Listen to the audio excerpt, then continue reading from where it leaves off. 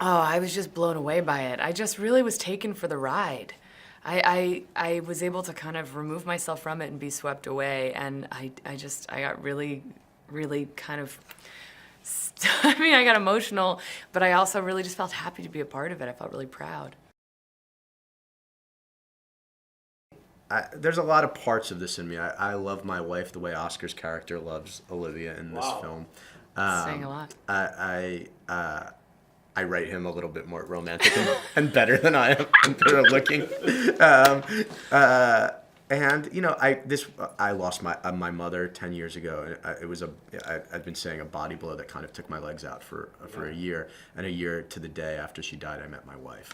And so a lot of what the themes of the film are, a lot of the issues it explores, a lot of the characters are kind of born out of feelings that I have and things I had inside of me that I wanted to expunge.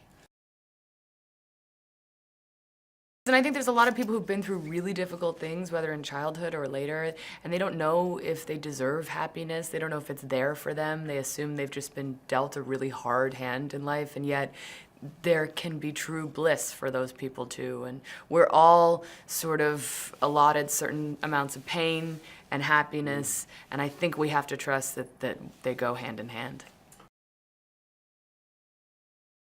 And I think this film explores ugly, mean, cruel things that happen to people, but tries to remind that there's beauty that comes after that.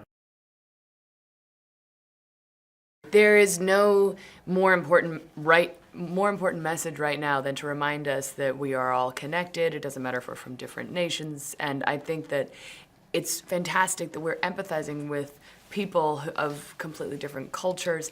I also think it's really ambitious for a filmmaker to direct a film half in another language and to let it be subtitled and not just have people speaking English with accents. Right. What's been really neat too is taking, normally these subtitled films in another language are reserved for art houses and don't always make it all over the country. And what's been really cool about this film is that it's getting a really wide release and it's going to play over the country. And I've been lucky enough to watch it play in the middle of the country and in places that don't normally get subtitled movies in theaters. And it's playing for people. And it's a reminder that if you don't underestimate what people will be interested in watching, like people will respond and react as you hope they will. So Yeah. You go with people that you've watched their work and are fans of. I'd always thought Olivia was really funny, and I actually had seen her in a small movie that she did with Reed Moreno called Meadowland, and I was like, I have to get her for this film now. And but with everybody, Oscar Isaac was the first guy on board, and so when you get Oscar on board, it makes other actors really want to do your movie really badly. So even if the script was terrible, like I think Olivia probably would have wanted to do it, and Annette would have maybe done it for me. And so I think it was a big thing to get Oscar on board early. It's so funny because I think Dan, I was lucky enough to see it with the audience last night, and I think Dan has a control over an audience, much like when you're in a stadium and people are doing the Mexican wave.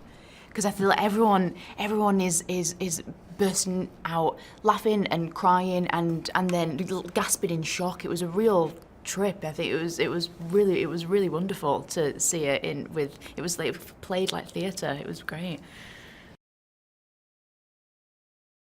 He's uncensored with himself and his own emotional life, and therefore he just knows how to tell the truth about how he reacts to living in life, and shares it on the page, and then has us, enact it and puts it together for a tonic for us all.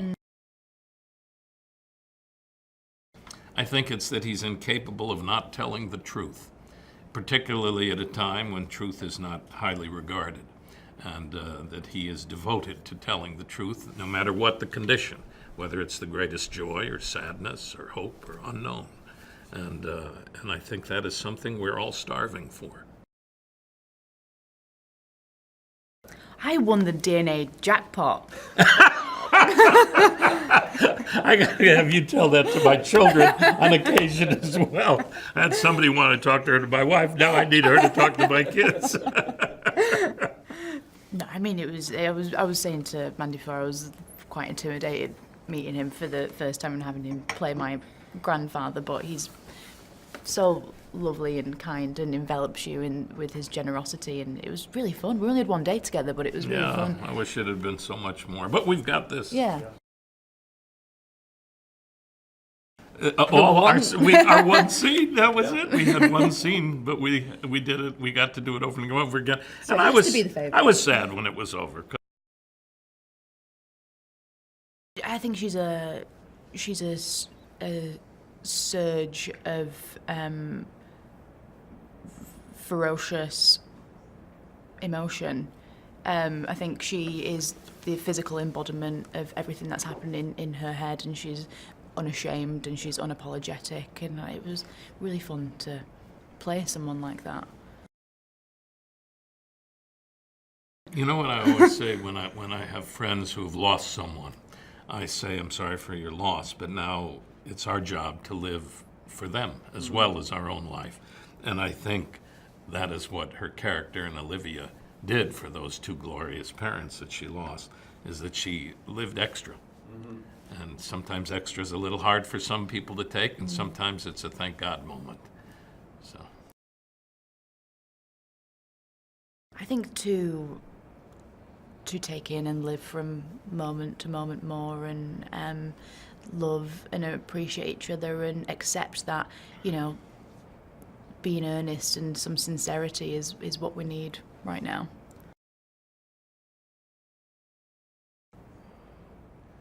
privilege of understanding we're connected to each other globally throughout eternity, and not to feel that you have to be so careful and that you're so in charge and such a perfectionist. One person said to me once years ago, that person can't get it out of their head that they're a perfectionist, and that's the only thing, and they can't understand the only thing you can't achieve in life is perfection. You can't control life. You can't control it, and I think Dan's title is the only thing that controls life is life itself.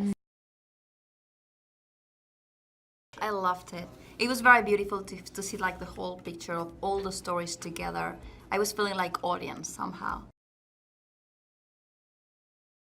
This movie is really nice that there are two languages like living together, right?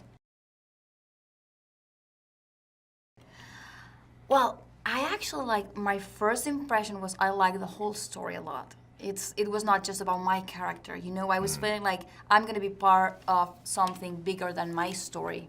And that was really interesting because I've never been in that place. I've been playing basketball for 17 years, and I learned that you have to be game and teamwork. That's the most important thing in life.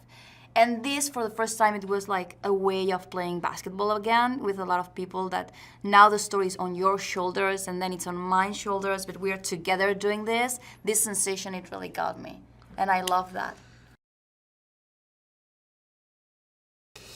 I like he's very different from me. And this was a challenge. Someone who almost who doesn't laugh a lot, and who is really who he is, and he knows. I don't know if I know who I am, but I think that Javier knows who he is, and who is Bella, and who is Sachone, and he's like a detective of human beings. I love that. It was great. He's such a talented writer and director, and he was so helpful with us, like creating a very special and safe environment to shoot, and giving us surprises, making sure we were very comfortable and like feel free to take risks and to have fun with it. I think as a director, just to have to work with so many actors, and I guess we are all very different, you need to be talented to go through all this, right? And he was not just talented, but fun.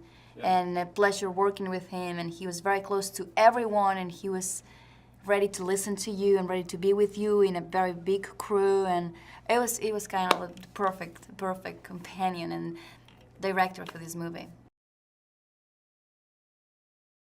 It's kind of like let's get closer, let's get together more than ever. We need to talk about love and empathy and kindness, right? And compassion. Yeah, and to know that death is around the corner, and you never know. So let's be here now